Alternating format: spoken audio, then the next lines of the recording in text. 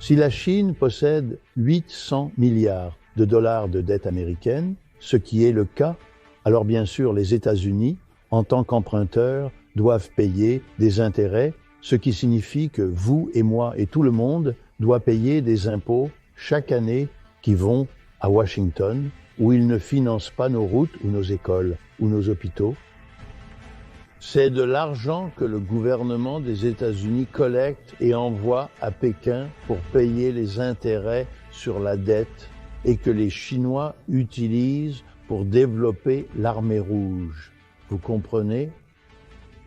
Tout cela doit se passer sous la surface, car si les Américains comprenaient ce que je viens de dire, ils se rendraient compte que sous toute la réalité est l'opposé, la réalité de l'économie du capitalisme.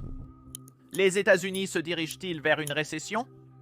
Nous savons tous que le marché boursier a réagi très négativement aux tarifs de Trump. Mais comme le dit l'administration, le marché boursier n'est pas l'économie. En fait, Trump lui-même a récemment déclaré qu'il ne regarde même pas le marché boursier, mais qu'il suit plutôt le marché obligataire. Et c'est exactement pourquoi il a décidé de retirer les tarifs mercredi parce que le rendement obligataire augmentait. En fait, le rendement du Trésor américain à 10 ans est passé de 3,9 le 3 avril, un jour après l'annonce du jour de la libération, à 4,39 mercredi matin avant l'annonce du retrait des tarifs. C'est une énorme fluctuation, surtout dans les obligations à 10 ans. En fait, cette hausse a joué un grand rôle dans la décision du président Trump de réduire certains des tarifs sur pratiquement tous les pays, sauf la Chine. Mais malheureusement, même si le rendement était stable après l'annonce de lundi, il semble que jeudi, il remonte à nouveau. Au moment de l'enregistrement, le 4,45%, ce chiffre est très important et nous en dit beaucoup sur l'économie américaine. Et cette soudaine hausse ces derniers jours est exactement pourquoi tout le monde s'inquiète d'une récession aux États-Unis. Dans cette vidéo, explorons la signification de ce chiffre, son impact sur nous tous et le rôle potentiel de la Chine dans cette situation. N'oubliez pas de vous abonner ci-dessous pour rester informé des actualités géopolitiques. Passons au sujet. Commençons par expliquer pourquoi le président Trump a décidé de réduire les tarifs lorsque le marché obligataire montait. Marché qui vous ont persuadé de non. Je regardais le marché obligataire qui est très délicat. Si vous le regardez maintenant, c'est magnifique. Le marché obligataire en ce moment est magnifique. Mais oui, j'ai vu hier soir où les gens commençaient à se sentir un peu mal à l'aise. Je pense que tout avait... Eh bien, le grand déménagement n'est pas ce que j'ai fait aujourd'hui. Le grand déménagement est ce que j'ai fait le jour de la libération. Nous avons eu le jour de la libération en Amérique. Nous avons été libérés de tous les affreux accords qui ont été conclus, de tous les affreux accords commerciaux qui ont été conclus. Et j'ai été aidé par des gens comme ce sénateur, ce député et des amis, n'est-ce pas? Et nous avons eu une grande aide au Sénat. Les sénateurs républicains ont été incroyables. Ils se sont tenus droit et de même à la Chambre et John... Historiquement, une hausse des rendements des obligations du Trésor précède une récession, ce que Trump voulait éviter en réduisant les tarifs douaniers. Mais dans ce cas, les rendements ne semblent pas ralentir, alors commençons par le début, par les bases. Passons en revue comment fonctionnent les obligations. Prenons un exemple. L'oncle Sam a besoin d'argent, alors le gouvernement américain émet une obligation. Lors de l'émission, il précise 3 éléments clés: la valeur nominale, le montant à payer maintenant, ici 100 $, la date d'échéance et le taux d'intérêt. Le deuxième est la date d'échéance et cela pourrait être n'importe où de 5 ans, à 10 ans, à 30 ans. Disons donc que cette obligation a une date d'échéance de 10 ans. Cela signifie qu'après 10 ans à partir d'aujourd'hui, le gouvernement va nous rendre les 100 $ que nous leur avons payés aujourd'hui. Et la troisième chose importante est le taux de coupon, ou je suppose le taux d'intérêt. Et dans ce cas, c'est 5%. Donc, chaque année à cette date, le gouvernement nous donnera 5 $ pour leur avoir prêté les 100 $. Pendant 10 ans, nous obtenons 5 $ par an. À la fin des 10 ans, nous récupérons nos 100 $. Ainsi, la valeur nominale, la date d'échéance et le taux d'intérêt payé par le gouvernement resteront constants durant toute la vie de l'obligation. Cela ne changera pas, mais disons qu'un an à partir de maintenant, je suis dans une certaine difficulté, n'est-ce pas? Je dois récupérer mes 100 $, mais le gouvernement ne me les remboursera pas. Alors, je vais voir quelqu'un d'autre. Imaginons que je m'approche de toi, Jake, et te demande ce que tu me donnerais en échange de cette obligation. Tu peux prendre ça, tu obtiendras 5 $ pour chaque année, et ensuite, à la fin des 10 ans, le gouvernement te remboursera les 100 $. Combien peux-tu me payer maintenant? Alors tu diras que le gouvernement émet maintenant de nouvelles obligations avec un taux d'intérêt de 6 % et l'obligation que je t'offre n'a qu'un taux d'intérêt de 5 %. Cela signifie donc que je dois baisser mon prix à un niveau tel que 5 $ deviennent 6 % du prix de vente. Cela signifie que je vais vendre cette obligation pour 83 $. De cette façon, celui qui l'achète obtiendra un rendement de 6 % sur son argent et à la date d'échéance, il recevra toujours 100 $ du gouvernement. Avant que quelqu'un ne commente sur le manque de précision, je tiens à préciser que ceci est une version simplifiée pour la vidéo. En réalité, les choses sont bien plus complexes. Et les transactions n'ont jamais lieu en tête-à-tête. Elles ont simplement lieu en ligne sur les marchés secondaires et généralement, les mathématiques sont beaucoup plus compliquées que cela, mais pour l'intérêt de cette vidéo, pour l'explication, la seule chose que nous devons savoir est que les prix des obligations augmentent lorsque le rendement diminue et si les prix des obligations baissent, le rendement augmente. Donc, si beaucoup de gens vendent leurs obligations, le rendement augmente, tandis que si beaucoup en achètent, le rendement diminue. Maintenant, le rendement augmente et continue d'augmenter. Alors, regardons pourquoi c'est si important. Car comme je l'ai dit plus tôt, historiquement, chaque fois que le rendement augmente, il est suivi d'une récession. C'est donc une préoccupation. Nous examinerons bientôt les données qui laissent présager une récession. Mais une autre préoccupation que nous avons est qu'une grande partie de la dette américaine arrive à échéance en juillet. En fait, 25 % de la dette américaine arrive à échéance en juillet. Et c'est un gros problème pour le gouvernement américain si les rendements continuent d'augmenter. Laissez-moi vous expliquer pourquoi. Vous voyez, beaucoup de gens ont spéculé que tout le plan de Trump était de créer de l'incertitude sur le marché et de le faire en quelque sorte s'effondrer. Cela forcerait donc la Fed à réduire son taux et, à son tour, cela abaisserait le taux du Trésor. Parce que même si le taux de la Fed et le taux du Trésor sur le marché ne sont pas totalement 1 à 1, ils sont fortement liés. Donc, chaque fois que la Fed ajuste son taux, les taux du Trésor suivent le même mouvement, à la baisse ou à la hausse. Cela ne veut pas dire que le marché ne décide pas du taux exact, mais il est toujours fortement influencé par le taux fixé par la Fed. Donc, Trump espérait que si la Fed réduisait son taux avant juin, lorsque le Trésor doit renouveler beaucoup de dettes américaines, il pourrait refinancer une grande partie de la dette américaine à un taux d'intérêt plus bas, ce qui nous permettrait de payer moins d'argent pour la dette totale à l'avenir. Comme nous le savons tous, ce n'est pas ce qui s'est passé. Trump a imposé des tarifs, le marché s'est effondré et généralement quand le marché s'effondre, les rendements baissent car tous achètent des obligations. Mais cette fois, les rendements augmentaient, amenant à spéculer sur l'implication du Parti communiste chinois. Le Parti communiste chinois sait ce que Trump veut et essaie de contrecarrer son plan en déversant une partie de ses 100 milliards de dollars de dette américaine pour maintenir les taux élevés. En fait, l'une des principales voix soutenant cette théorie n'était autre que le frère d'Elon Musk, Kimball Musk. La seule façon de donner un sens à la guerre commerciale de Trump est de créer une incertitude massive qui forcera la Fed à baisser le taux pour quand nous aurons besoin de refinancer 7 billions de dollars de trésorerie d'ici juin. La Chine le sait et en vendant des trésoreries, il crée une contre-pression pour que la Fed maintienne les taux élevés.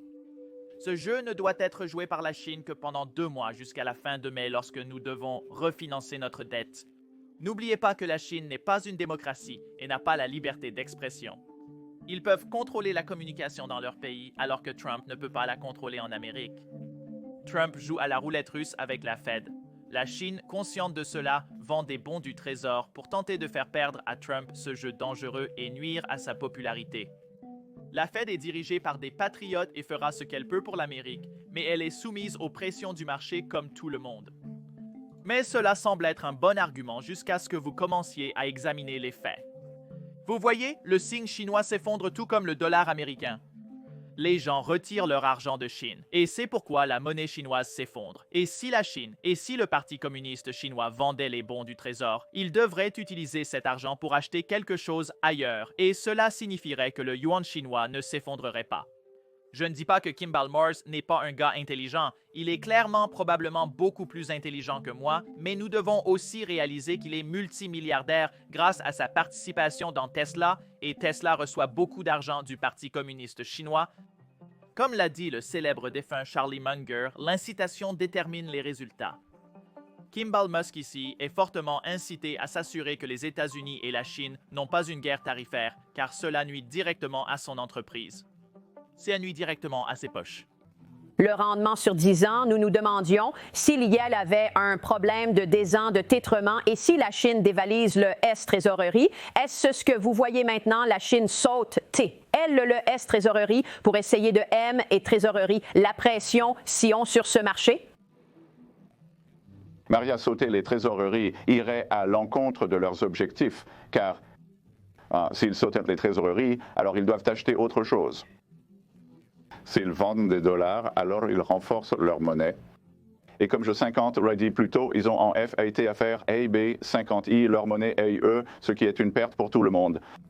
Et encore une fois, quand j'entends toutes ces histoires que le dollar ne sera plus la monnaie de réserve, si vous vous retrouvez avec les Chinois qui sont prêts à utiliser leur monnaie comme un outil commercial, cela ne me semble pas être un très bon actif de réserve.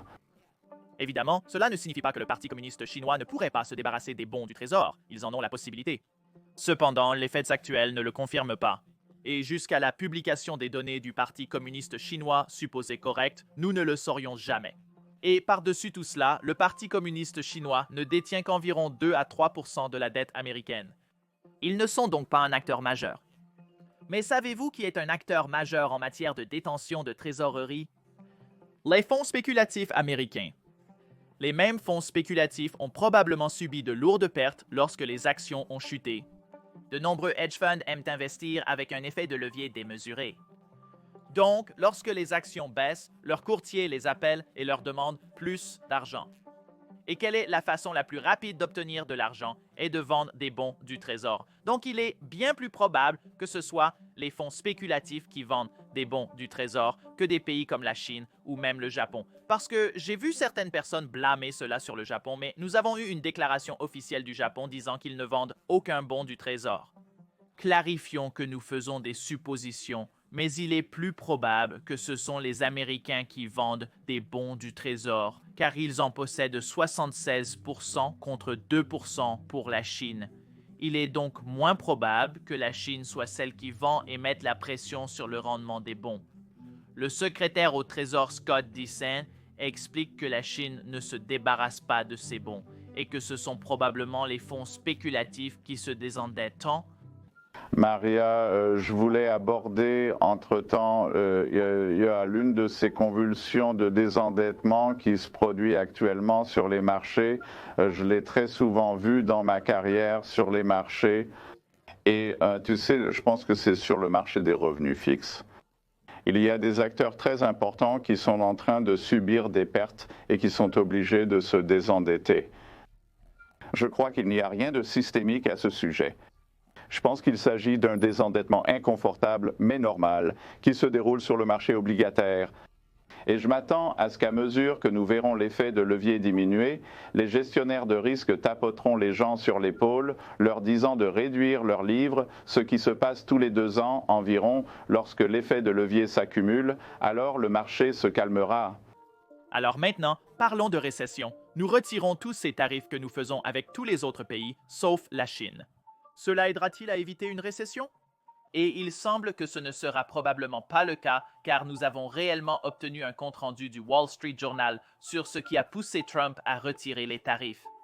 Et une ligne intéressante qui me frappe est le fait que Trump était d'accord pour déclencher une récession avec tous ces tarifs, mais une chose qu'il voulait éviter était une dépression. Et il semblait que nous allions vers une dépression, du moins pour lui, c'est pourquoi il a fait marche arrière. Une autre chose intéressante dans ce rapport est que Trump regardait réellement Fox News Business et qu'il regardait l'interview de Jamie Dimon. Jamie Dimon est le président-directeur général de JP Morgan Chase, l'une des plus grandes banques du monde. Et mercredi, il est allé sur Fox News pour essentiellement partager ses pensées sur ce qu'il pense de l'économie, ce qu'il pense du tarif.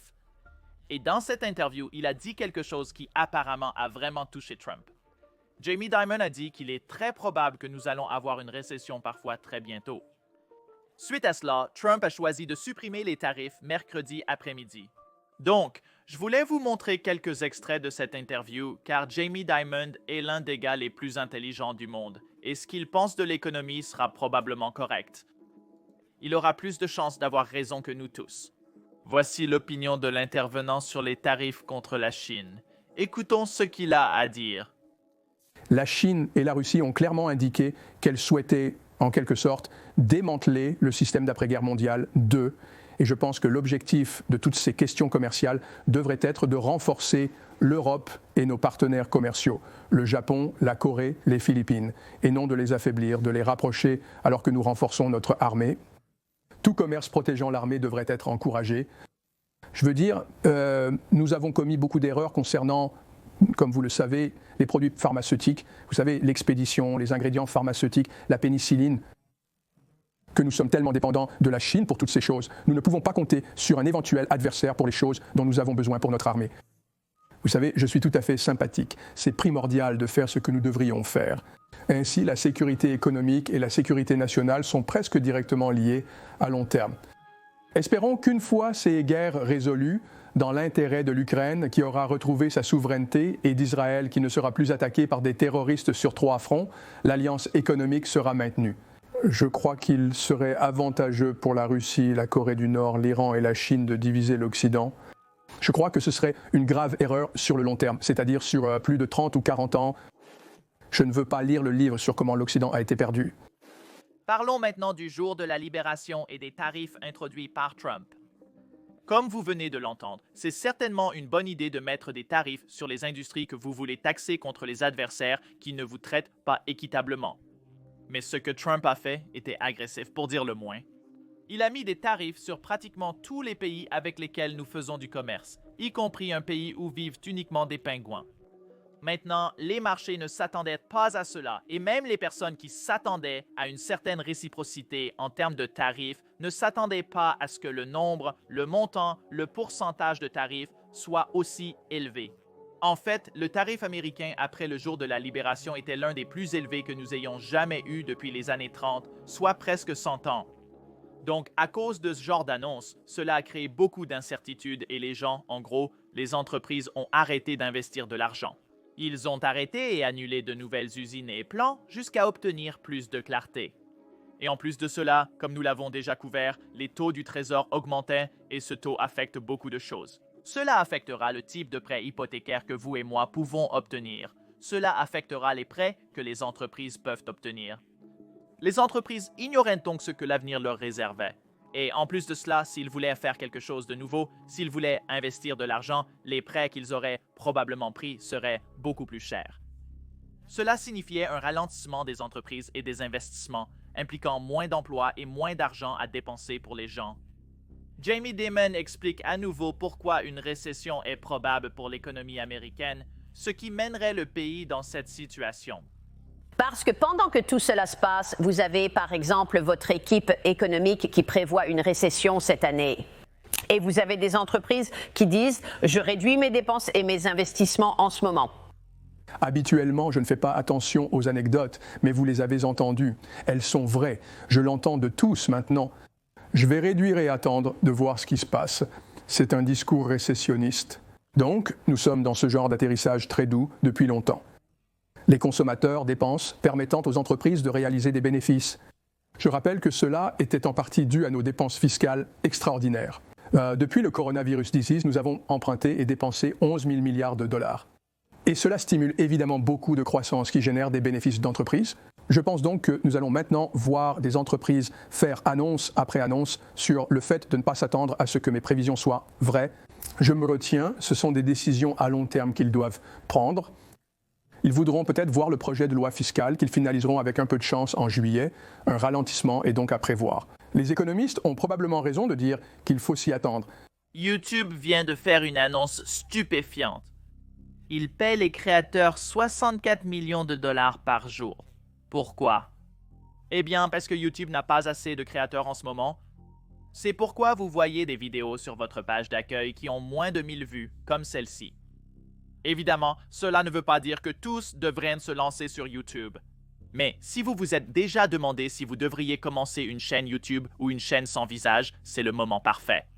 YouTube paie des millions aux créateurs chaque jour et il favorise maintenant plus que jamais les nouvelles chaînes et les petites chaînes. Mais je suis sûr que vous avez de nombreuses questions sur comment commencer et développer une chaîne. Je reçois constamment ces questions par email de certains d'entre vous. C'est pourquoi nous avons décidé de regrouper tous nos conseils YouTube dans un seul bootcamp de formation totalement gratuit. Donc, si vous êtes quelqu'un intéressé par la création de votre propre chaîne YouTube, vous pouvez vous inscrire à ce bootcamp en cliquant sur le lien dans la description ou en scannant le code Quick Response sur votre écran. Ce bootcamp est comme un appel Zoom. Il est donc limité à 100 personnes à la fois, alors assurez-vous de vous inscrire avant qu'il ne soit complet. Maintenant, retour à la vidéo.